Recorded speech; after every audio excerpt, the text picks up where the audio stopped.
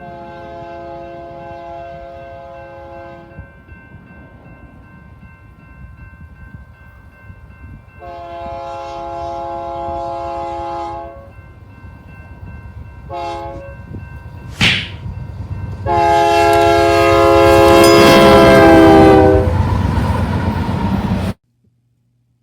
guys, this is Unison Fantastic here, and today I'm going to give you guys my thoughts on the 2023 NASCAR Coca Cola 600 that happened yesterday. So yeah, once again, I do apologize that this review is coming out a day late, but yeah, I mean just because I was just tired last night after all the racing, and plus the experience was still finishing up around 10. So yeah, once that was done, I was just tired, so I just went to sleep. So yeah, so yeah, I do apologize. My voice is like this year. I'm still feeling a little bit tired, but yeah, I mean just yeah, but still, I'm gonna get this video done though, and then yeah, but yeah, moving on though to the race here. But as we know, after being delayed from Sunday to Monday due to the rain, Ryan Blaney managed to dominate some of the race right here and finally break his winless streak of 59 races. So yeah, Blaney finally managed to win for the first time since 2021. So yeah, and this is Blaney's first win here at Charlotte and his first Coke 600.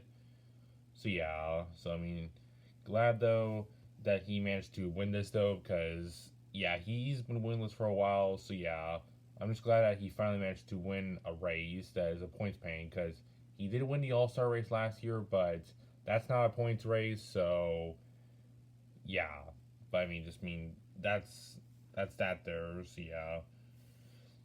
just glad that he won though, and then yeah, we have the top five here, which Byron's second, Truex third, Bubba fourth, and Reddick fifth.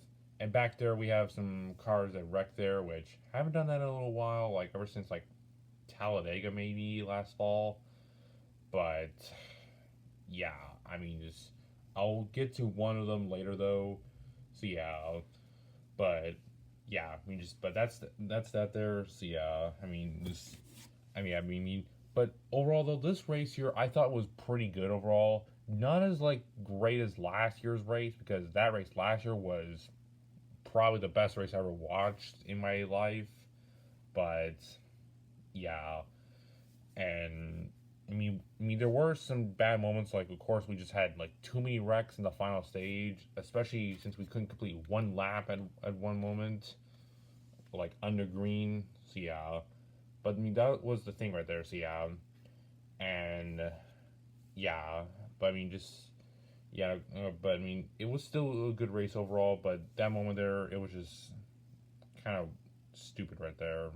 So yeah, but yeah, just despite that though, this race was still good. So yeah, and talking about like the other stuff here, we of course had the four stages in this race, which the stage winners from each stage were Byron in stage one, surprisingly Chris Buescher in stage two, and then Blaney in stage three, and then Blaney just won the last stage. So yeah, four stages in there. So yeah, I didn't even expect Buescher to get to the front there, because one moment I had to go get a train, which I'm gonna explain what that is later at the end of this race review. So yeah, I didn't expect Buescher to be out there. So it was cool to see that right there. So yeah, and yeah, and like talking about like incidents that happened in this race here, like the first one that happened was sadly Jimmy Johnson crashing. Yeah, I felt bad for him right there, because basically this year Jimmy just can't catch a break, and later on Jimmy spun out again, and then he just finished last, which that's a shame. And even his teammates Gregson and Jones, they also had issues too, and Gregson ended up out of the race afterwards after like a engine problem. So yeah, and then like the next one I'm talking about here is actually with these two right here, Chase Elliott and Denny Hamlin here.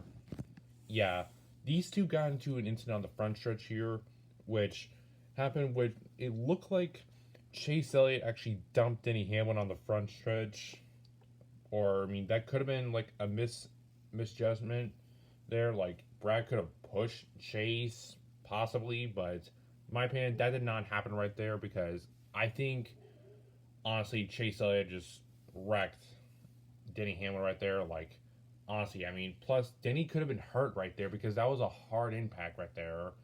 Like seriously, it was like that incident between Bubba Wallace and Kyle Larson last fall at Las Vegas. Like seriously, you can't just do that on the front stretch right there when there are cars around it right there. Plus, Hamlin could have been hurt right there because of how hard that impact was. So yeah, I mean, there are the theories that Chase Elliott should be suspended after we did there. Should he be suspended for that there? Possibly he could, but I'm not 100% sure because NASCAR could just give Chase Elliott like a $50,000 fine and like a points penalty. But in my opinion, though, I have a theory that Chase might get suspended, but I'm not fully sure. But I think it could happen. I mean, if you guys are Chase Elliott fans and you don't think he should be suspended, then that's fine. Like, but in my opinion, I think Chase is probably going to get suspended for Gateway, which is coming up. So yeah, but we don't know what's going to happen with him though. So we'll stay tuned for further news with Chase. So yeah, but I would think though he's probably gonna be suspended though because that was just dangerous right there. So yeah, but moving on though from that there, like we still had some other incidents like my driver Kyle Busch even spun out at one point and drove backwards, but he didn't hit anything and still got six, so I'm happy with that. And other incidents like I'm trying to remember, Harvick spun out on the front stretch once, I believe, once in this race. Allmendinger got wrecked by Stenhouse, which, yeah, you guys know I do not like Stenhouse at all. Yeah, so that was stupid of Stenhouse to do right there, and that even got Harris and Burden.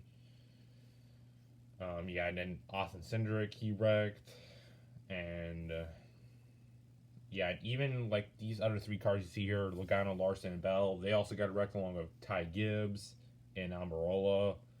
So yeah, but I mean, finally after that, like that last wreck there, we finally managed to finish the race. Which, yeah, I mean, like if if you would count the rain delay, this race was 5 hours long here, or maybe six, but I would think it's five. But yeah, I mean, just even despite it being a long race, though, this race was still good. Like I couldn't even imagine if this was actually at night. Like if it was seriously at night, then it could have maybe ended at midnight my time. Like if it was still scheduled on Sunday at the right time, and all this happened, it would have ended at midnight my time probably. But even with all that there, we still got this race done. Yeah, actually, I just remember like if it would have started at 5 p.m. my time, it would have ended at 10 p.m. for me. So never mind what I said there. So yeah, but yeah, I mean overall though, this is a good Coke 600 overall. Not as good as last year, but this one it's good overall. So yeah, but that's what I have to say though about this race though. So yeah, and of course we had the Indy 500 from Sunday. So yeah, and also congrats to Joseph Newgarden on winning it.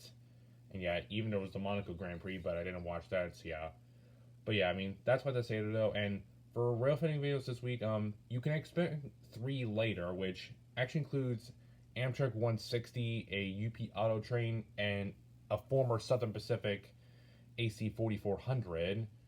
I think, or AC 44 CW. I don't know, but yeah, I mean, expect all three of them to come out later. So yeah, so I mean, stay tuned for those three coming out later today, though. So yeah, but I mean, the 116 the auto train were from yesterday, which that was actually at the end of stage two and the beginning of stage three. So yeah, so stay tuned for those three coming out later today. So yeah, and for other videos this week. So yeah, so anyways, thank you guys for watching, and I'll see you guys later.